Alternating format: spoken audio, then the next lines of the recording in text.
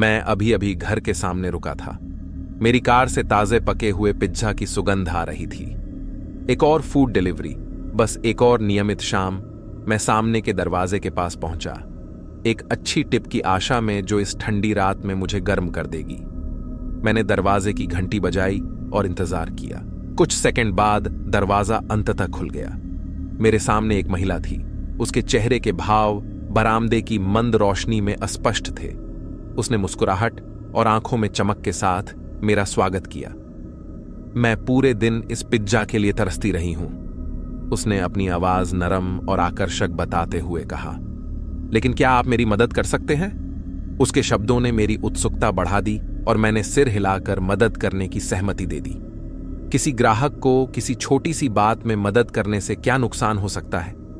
वह मुझे अंदर ले गई और सीढ़ियों से नीचे बेसमेंट तक ले गई। मंद रोशनी वाली सीढ़ी पहले तो साधारण लग रही थी। जैसे ही मैं नीचे उतरा, मुझ पर एक बेचैनी सी छा गई। नीचे छाया में कुछ हिल रहा था, जैसे बदलती हुई आकृति या हाथ का हल्का सा इशारा। मैं झिझक रहा था। मेरी अंतरात्मा मुझे वापस लौटने और इस जगह को छोड़ने के लिए चिल्ला रही थी, लेकिन उत्सुकता और एक्स्ट्रा टिप के वादे ने मुझे सीढ़ियों से नीचे जाने के लिए प्रेरित किया। जैसे ही मैं आधे रास्ते पर पहुंचा, मेरी नसें फट रही थीं। मुझे एहसास हुआ कि मैं अब इस अनुभूति को नजरअंदाज नहीं कर सकता।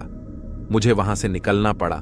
मैं अपनी बेचैनी छिपाने की कोशिश करते हुए उस महिला की ओर मुड़ा और हकलाते हुए बोला, मैडम, मुझे क्षमा करें, लेकिन आपको मुझे पिज्जा के पैसे दे दें। वह बेफिक्र नजर आई और एक मुस्कुराहट पेश की जो उसकी आंखों तक नहीं पहुंच रही थी।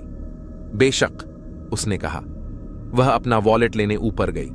जैसे ही वह सीढ़ियां चढ़ने के लिए मुड़ी, मैंने आखिरी बार बेसमेंट का निरीक्षण किया। तभी मैंने उसे देखा। एक आदमी तहखाने के दरवाजे के ठीक बगल में छिपा हुआ था। उसका शरीर छाया में आधा छिपा हुआ था। उसकी आंखें मुझे घूरने लगीं। एक भयानक चमक उसके इरादों को उजागर कर रही थी। वह हमला करने के लिए तैयार था। मेरे अंदर घबराहट फैल गई। बिना कुछ सोचे समझे मैं सीढ़ियों से ऊपर चढ़ गया। मेरा दिल तेजी से दौड़ रहा था। मेरे कदमों की आवाज बंद जगह में जोर जोर से गूंज रही थी। मैं सामने के दरवाजे तक पहुंचा, उसे झटके से खोला और हाँफते हुए बाहर बरामदे में आ गया। मुझे अब टिप की परवाह नहीं थी। मुझे बस इस बात की परवाह थी कि मैं उस घर से जितना संभव हो उतना दूर जाऊं। मैं तेजी से अपनी कार की ओर वापस आया और उस जगह से सीधा ड्राइव करने लगा।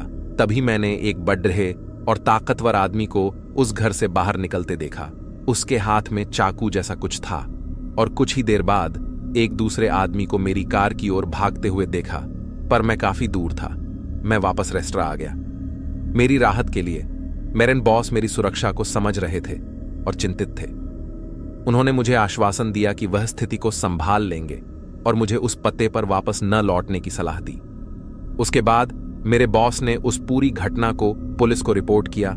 पुलिस तुरंत ही हरकत में आई और उस घर पर छापा पड़ ढा। उस घर से कुछ डरा देने वाली चीजें मिली। वह औरत और आदमी मानव अंगों की कालाबाजारी का काम करते थे। तीसरे आदमी का कुछ पता नहीं चला। वह डिलीवरी मेरी जिंदगी की आखिरी डिलीवरी बन सकती थी यदि मैंने अपने भय की ओर ध्यान नहीं दिया होता और अपने मन की नहीं सुनी होती।